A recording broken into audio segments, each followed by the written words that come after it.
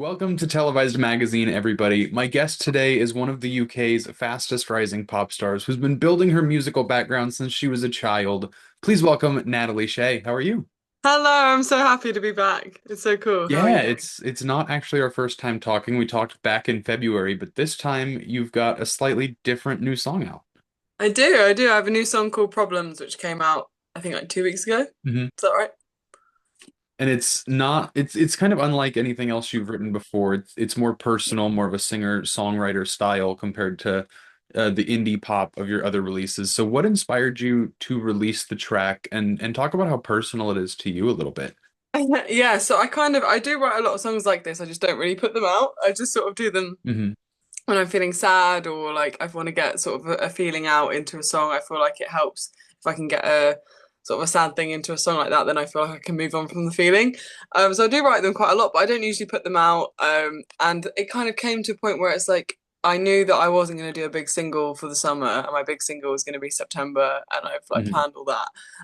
But I also knew I needed to put something out for the summer, so I was thinking like, what can I put out that's going to be really impactful that isn't a massive single?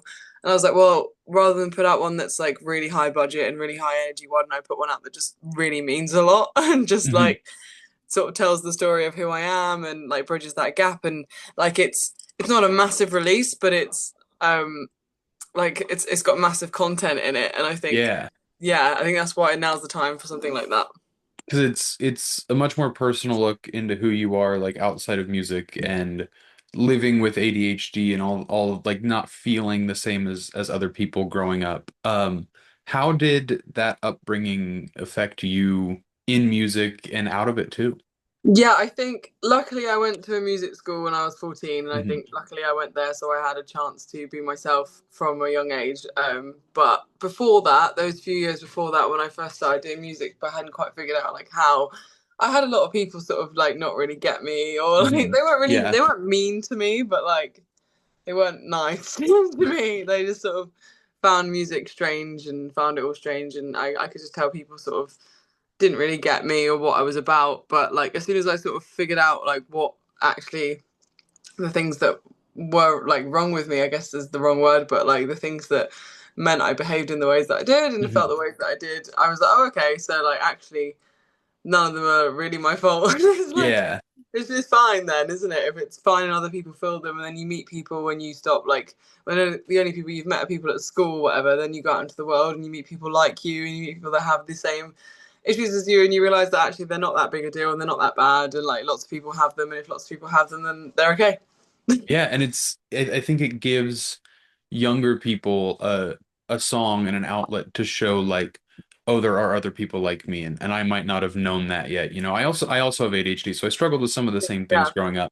And I feel like having a song like this, or just someone in the public sphere publicly sharing their story, you I'm know, glad. I hope would have so. made it a lot easier. Yeah, I feel the same. I think I wish that I knew that's what it was when I was Yeah. that age. Yeah. How have you felt seeing the positive reaction over the last couple weeks that the song's been out? Yeah, I don't usually get messages in the way like people normally say like, "Oh, I like the song," but I don't usually get like these sort of long messages of people sort of telling me that either they feel seen or they feel like they really understand me and are asking if I'm Hmm. okay and like all this. I've never really had that, so I guess I know that it's touched people. Like I hoped it would touch people in that way, so I'm not Hmm. like, "Oh my God, I can't believe it." Like I hoped it would. Luckily it did, but yeah, it is sort of new for me. Yeah, a new and a different reaction. Yes. Is there a plan to put out more of this singer-songwriter style stuff in the future? I know you said you have another single coming out in September, so maybe that's a hint as to the answer to this. Or are you Yeah, going back to the pop style after? It's not necessarily too pop. It's a bit Okay. more acousticy indie rock pop. But I do have a few of these little songs out, and I usually release them as a B-side for a big single. So if you Hmm. have a little look at my big singles, a lot of them have like a little song that goes with them that's usually like 2 minutes long. So I Yeah. do sort of put them out. And I'll probably keep putting them out. And then if I find one that's really special, like Problems, I'll put it out on its own. But I actually Mhm. feel more confident in putting them out as solo releases now that I know that they sort of hit in the same way. Yeah, they're gonna get a Yeah. positive reaction and hit the way that you want them to. aside from Problems, you've also got like a dance or electronic type song coming out. You posted a video on Yes. Instagram premiering it about a week ago. Would you mind telling me and everybody else a little bit more about it? Yeah, so I do kind of do a little bit of these sort of dance tracks.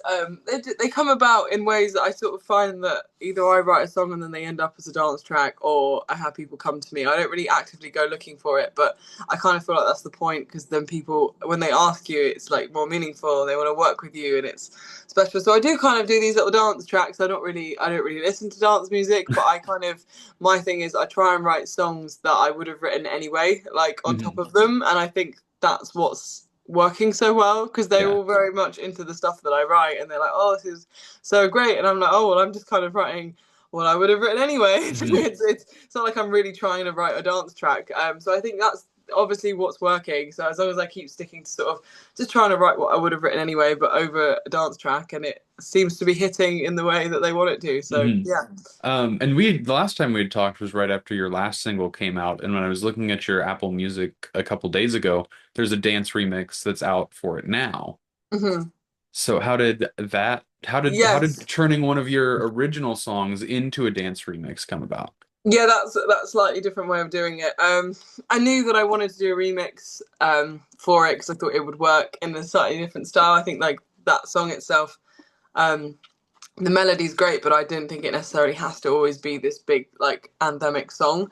And my managers knew the guy that remixed it, and were like, "Oh, he'd be up for it." And then I had the first sort of attempt, and I was like, "This is perfect. This is exactly what I thought it would be. Like it's different, but it's not too different." So Hmm. yeah, that It's that's how it came about. Yeah, it's cool. It's cool seeing people who aren't afraid to stray from like one genre or one path, like you've got Yeah, dance and pop and acoustic, and it's a lot, I think, better for the songwriters, to yeah. be able to have that wide variety. Is there any genre that you haven't tried out yet that you would be like interested in exploring in the years to come? I've never really done like a sort of big belty ballad. I've done a few ballads, but like I am sort of a singery singer because I did a lot Hmm. of musical theatre, so I know that I could do a big belty ballad. I've done a few, but not in a vocal way, more in a lyrical way. Yeah. I would like to do one that's more focused on singing than the story. Hmm. So yeah, maybe something like that. Okay. Yeah, or maybe just something like really quite heavy one day. Yeah.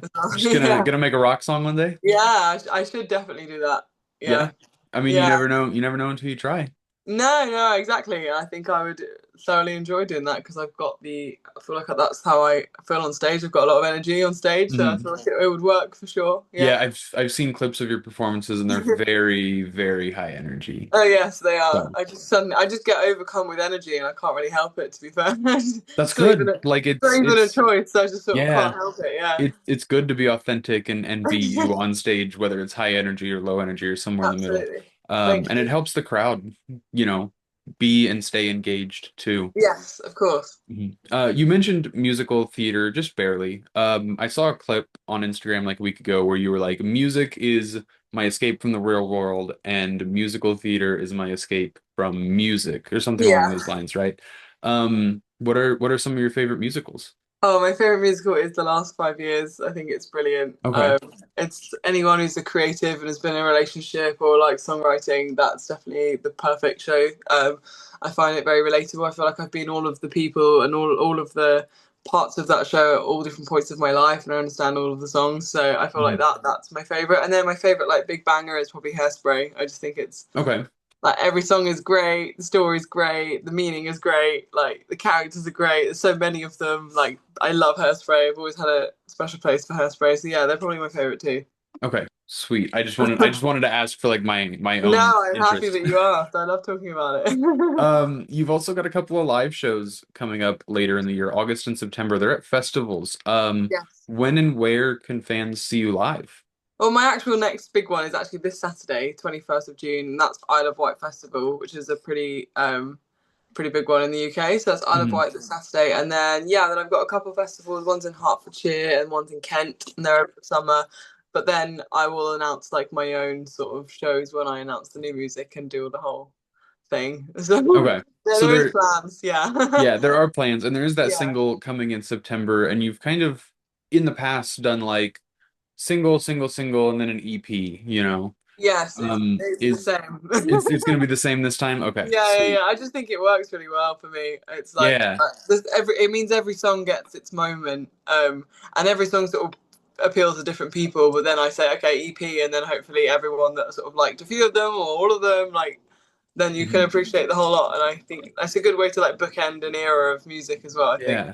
And then getting to enjoy them all as like one in an order that you picked, kind of fitting your vision in a way, absolutely. can in some small ways change the meanings of the songs. I think so. Yeah, I think so too. I think when they're all together, they all sort of mean something different than they do on their own.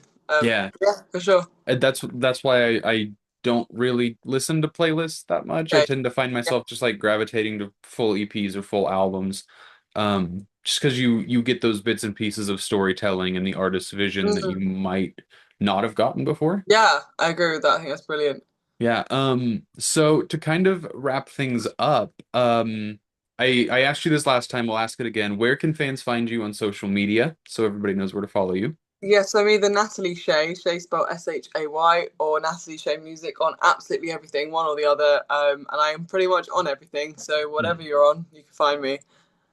And it's been fun following you on all the social medias Thank because it's you. also like beyond problems, just another look into your personal life and who you are and just seeing kind of the funny things you share. So, Oh, that's very lovely. Thank you. of I try. I course. try. And then one last question. What are your three favorite songs at the moment? Are they similar or different from what they were last time we talked? I'm probably different. I like this song called "Goner" by Mercer Henderson. I really Okay. like that song. I think it's brilliant. I've What I've else? heard of her and I've heard a couple of her songs and I Yeah, don't think that one's one of them. So I'll have to get deeper into her. yeah, that's a good song. I think it's a song called "Sue Me" that's blown up on TikTok by Audrey Hobart. Is that the name? Yeah, I listened to that She's maybe Gracie 30 Abrams' times today. co-writer. Oh, really? Okay, yeah, I heard it Yeah. like maybe 100 times today. Like I listen to it all the time. And then I really like the new Haim song. Okay. I Yeah, I know their older stuff, but I'm waiting for the full album to come out yes, before that I makes sense. I'm really yeah. liking all of the singles, but then the latest one in particular is my favorite because it kind of sounds like the song that I'm putting out in September. So I think, Okay. yeah, I was And like, then oh, I'm glad we're on the same page, me and um for anyone who hasn't seen the last time we talked, you said last time that you love like repeating the same song 100, 200 times till you get tired of yes, it. So, I know that all three of these songs are probably like the only three you've been listening to yeah, over the last few days or few weeks.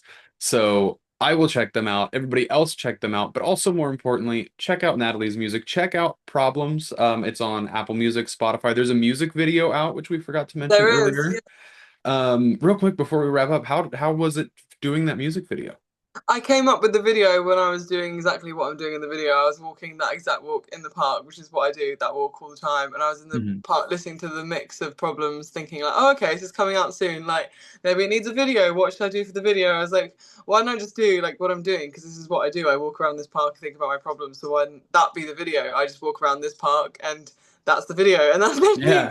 that's literally it. I came up with it because I was doing that at the time. And So it's simple and effective, and you're pulling out visual aids like an Apple or a phone, yes. to fit the lyrics. So it's a good music video. You can check out the video, you can check out the song on streaming. Thanks everybody for watching. Thanks Natalie for joining me, and we'll see you next time. Bye.